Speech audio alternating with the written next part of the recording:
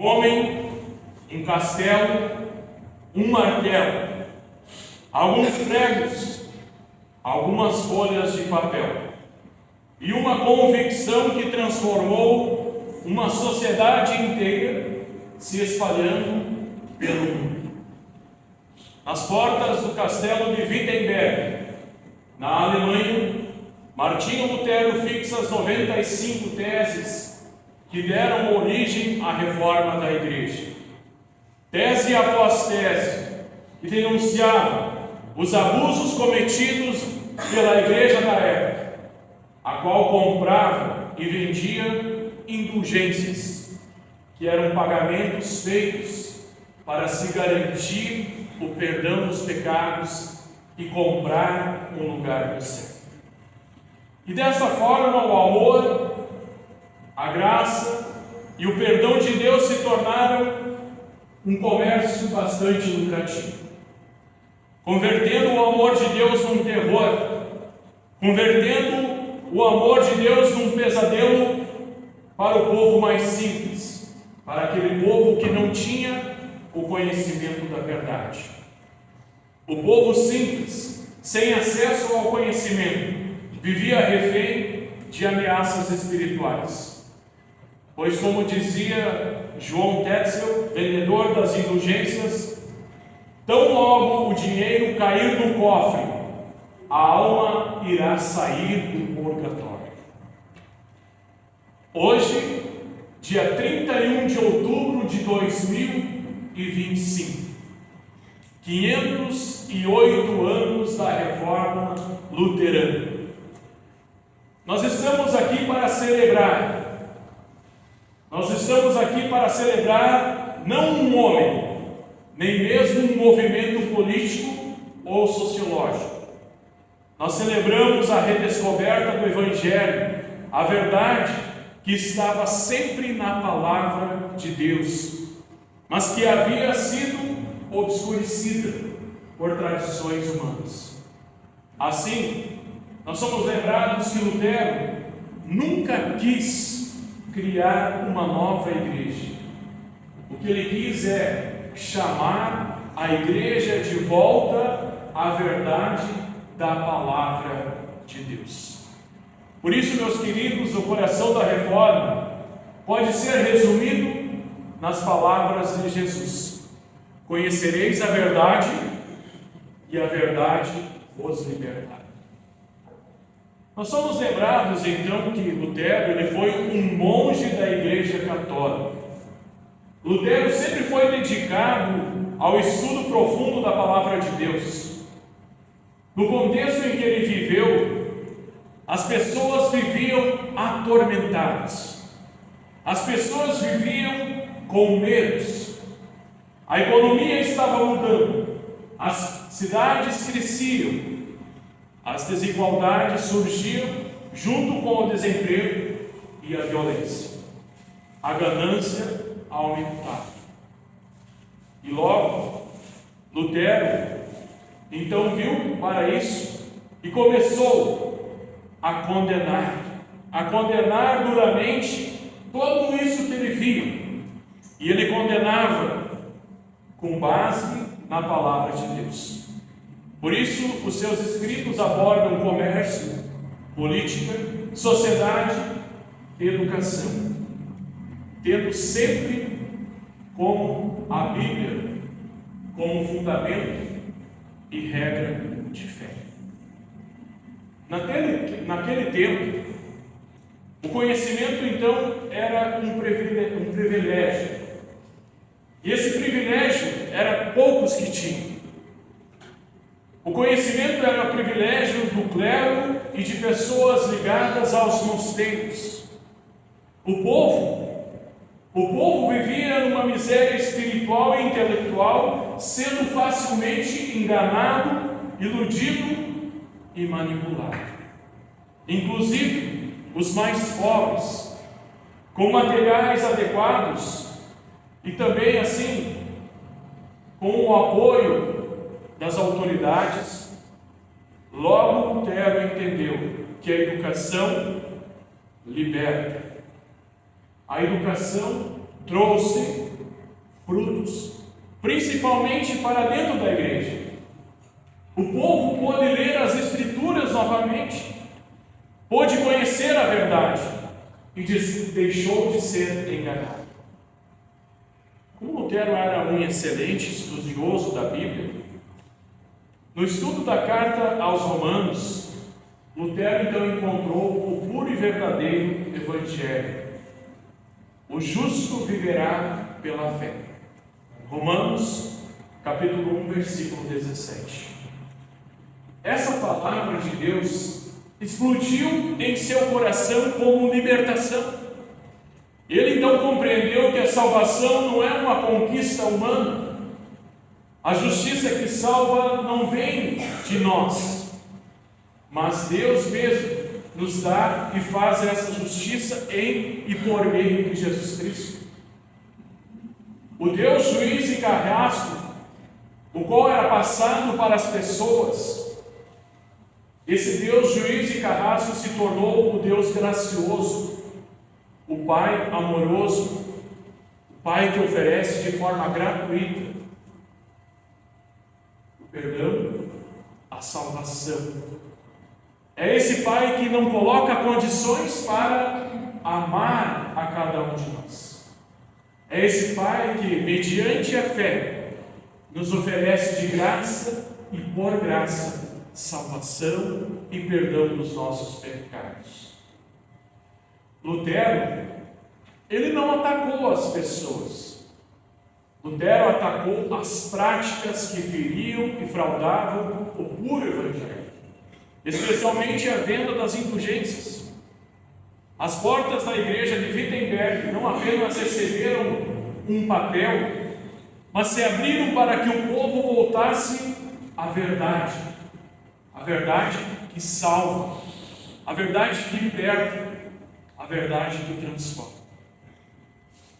Nós lemos agora há pouco no Evangelho de João 8, versículo 31 ao 36, onde Jesus nos diz: se vós permanecerdes na minha palavra, sois verdadeiramente meus discípulos, e conhecereis a verdade, e a verdade vos libertará. Meus queridos, essa palavra de Jesus nos mostra, nos ensina que Ele não escraviza. Jesus não veio para escravizar a ninguém. Ele garante que, pela sua palavra, que a sua palavra é uma palavra que liberta. A sua palavra é uma palavra que liberta do medo, da mentira, liberta da ilusão, liberta da escravidão espiritual. Hoje, em pleno século XXI, como no tempo de Lutero, muitos e muitos estão cada vez mais abandonando a verdade. Infelizmente, milhares e milhares de pessoas que estão abandonando a verdade e acreditando em promessas enganosas. E milhares de pessoas continuam sendo escravas. As pessoas estão sendo escravizadas. E as pessoas são escravizadas por aqueles que dizem ter a verdade. Muitas e não tão poucas as pessoas estão sendo enganadas. As pessoas estão sendo iludidas com falsas ideologias. As pessoas estão se afastando daquilo que é certo, daquilo que é justo, para seguir aquilo que é ideológico. As pessoas estão seguindo aquilo que agrada aos seus ouvidos, aquilo que exalta os egos, sem se dar por conta que muitas vezes aquilo que elas estão ouvindo e aprendendo não é a verdade que liberta. Pelo contrário, essas pessoas estão sendo escravizadas. E aí nós somos lembrados da palavra do apóstolo Paulo onde ele já alertava: as pessoas deixarão de ouvir a verdade para dar atenção às lendas. 2 Timóteo 4, versículo 3 e 4. O Deus, o nosso Deus, Ele nos declara: o meu povo está sendo destruído por falta de conhecimento. Oséias 4, versículo 6. Jesus afirma: quem comete pecado é escravo do pecado. Essa é uma verdade, quem sabe, difícil até de a gente ouvir, pois nós somos pecadores. Nós não apenas fazemos pecado, nós somos pecadores por natureza. Por isso escreveu também Lutero: não podemos, por nossa própria razão ou força, crer em Jesus ou ir até Ele. Humanamente, nós queremos a liberdade. Nós queremos viver livres. Nós humanamente buscamos a liberdade fazendo tudo aquilo que nós queremos.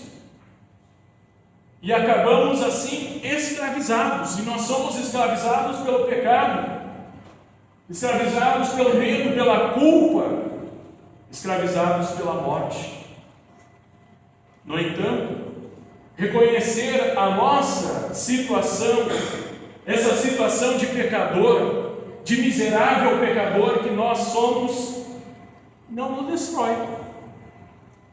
Pelo contrário, nos conduz, nos leva à graça divina. Pois como nós vemos em Romanos 5, versículo 20, onde aumentou o pecado, transbordou a graça. Meus queridos, mesmo diante de uma grande quantidade de pecado, a graça de Deus ainda é maior, oferecendo perdão e salvação eterna através de Jesus Cristo. Por isso nós podemos dizer com convicção que nós somos completamente dependentes da graça divina. E depender da graça divina não é viver preso. Pelo contrário, é ser livre do peso de ter que provar algo para as pessoas. Eu não preciso provar nada para as pessoas. Eu estou e vivo debaixo da graça de Deus. É ser livre de querer aparecer, quem sabe. É ser livre para viver como filhos e não como escravos do medo ou do desempenho. A graça não vai nos aprisionar. Ela nos liberta para ser quem Deus quer que nós sejamos, seus filhos. Por isso, quando o povo conheceu a verdade, aquela imagem de um Deus carrasco, de um Deus juiz, caiu por terra. Pois o Deus verdadeiro é amor, é Pai, perdoa, Ele acolhe, Ele salva. Deus não engole o pecado, Ele perdoa, Ele liberta. Ainda hoje se ouve e ensina muito por aí: faça isso e será abençoado. Pague aquilo e você irá para o céu. Mas isso não é a verdade do Evangelho. Porque boas obras não compram o céu. Boas obras não compram o perdão. Nada, nenhum objeto, nenhum amuleto ou sacrifício humano pode trazer proteção ou salvação. Somente Jesus Cristo liberta e salva. E esse é o coração da reforma. Jesus disse: tudo quanto pedirdes em meu nome, isso eu farei. João 14, versículo 13. Meus queridos, por amor, Deus nunca vai deixar a gente na mão. Deus sempre vai nos dar tudo aquilo que nós precisamos, tudo aquilo que nós necessitamos. E nós não precisamos fazer barganha. Deus vai sempre nos abençoar. E nós não precisamos fazer nenhum troca-troca com o nosso Deus. Deus nos abençoa, não porque nós merecemos, mas porque Ele nos ama. A maior descoberta então de Lutero foi essa: a conta já está paga. Já está paga. Lá no alto da cruz, o que Jesus disse? Está consumado. Jesus então quitou toda a nossa dívida lá na cruz. Pois pela graça sois salvos, por meio da fé. E isso não vem de vós, é dom de Deus, não por obras para que ninguém se glorie. Efésios 2, versículo 8 e 9. Por isso, meus queridos, a verdade não escraviza. A verdade liberta. A verdade tem um dono: Jesus Cristo. Ele liberta, Ele salva, Ele nos envia também agora a espalhar essa verdade. E esse é o nosso desafio hoje: viver e espalhar a verdade que salva, liberta e transforma. Nós não adoramos Lutero, mas reconhecemos que Deus o usou para restaurar o Evangelho. E nós somos herdeiros desta fé. Nós não celebramos Lutero como um herói. Nós celebramos o Jesus Cristo de Lutero. O Cristo que liberta. O Cristo que perdoa. O Cristo que salva pecadores sem mérito algum. Por isso é que nós somos chamados e nós somos desafiados a permanecermos firmes no ensino que nós recebemos, pois os desafios continuam. A palavra de Deus ainda é questionada. A verdade está cada vez mais relativizada. A fé é atacada pelo materialismo e pelo orgulho humano.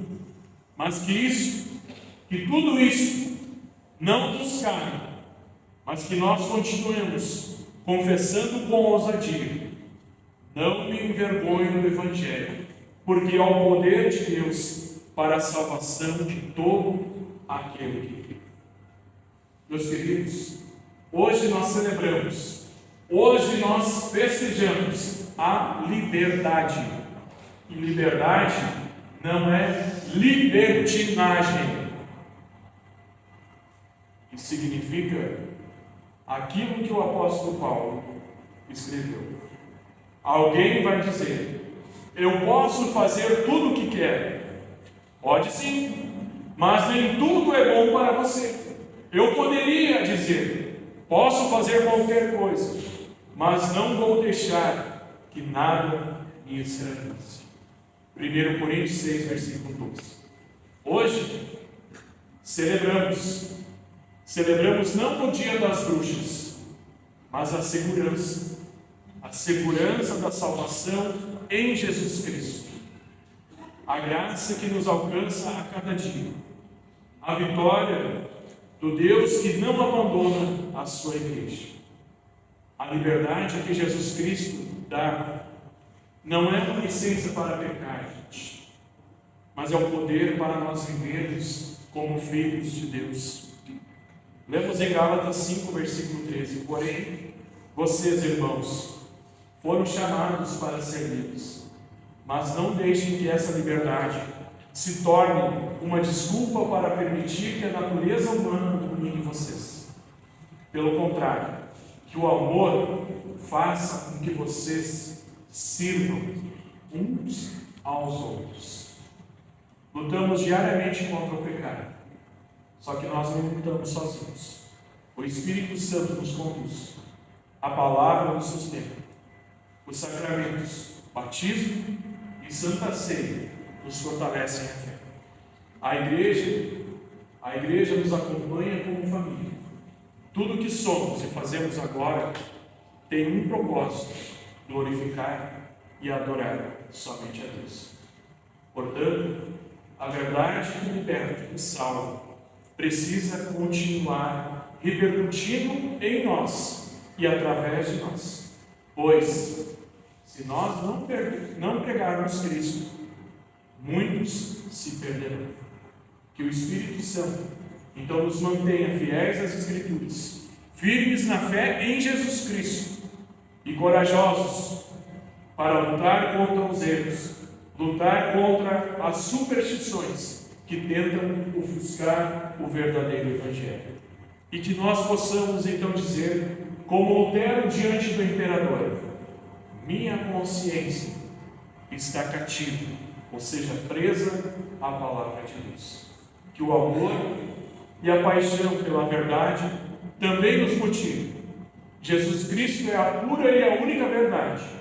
Que o amor de Deus que motivou Lutero também nos motive, nos impulse a sermos espalhadores da verdade, a lutarmos sempre pela verdade que salva, pela verdade que transforma, pela verdade que liberta. No mundo que está relativando tudo, nós declaramos com convicção, como disse Jesus: conhecereis a verdade, e a verdade vos libertará. Que assim seja. Amém.